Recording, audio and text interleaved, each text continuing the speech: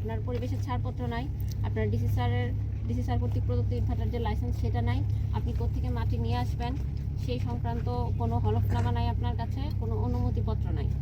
শরীয়তপুরের গোসাইরহাটে অবৈধ ইটভাটায় অভিযান চালিয়ে ১ লাখ টাকা জরিমানা করা হয়েছে।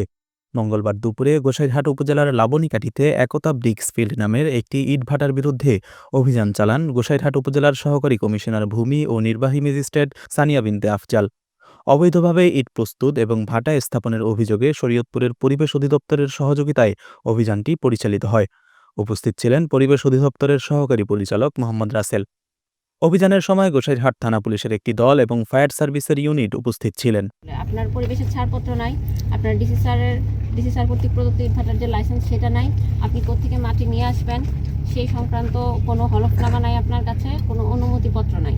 ঠিক আছে, এই প্রত্যেকটা বিষয়ই হচ্ছে অপরাধ। আইনের যে ধারাগুলো উনি ভায়োলেট করছে এতে প্রায় 37,50,000 জরিমানা করা যায় নানা নাই। প্রথমত তার হচ্ছে ইলেকট্রনিক লাইসেন্স নাই, এতে 20 লাখ অনন্য, মাটি কাটার অনুমতিপত্র নেই, এতে 5 লাখ। এইভাবে নানান ধারায় আপনি 37 লাখ পর্যন্ত করতে পারেন এখন পর্যন্ত। পরিবেশের ক্ষতি রোধে এমন অভিযান চলমান থাকবে বলে জানিয়েছে প্রশাসন। নিউজ ডেস্ক, হুঙ্কার ডিজিটাল।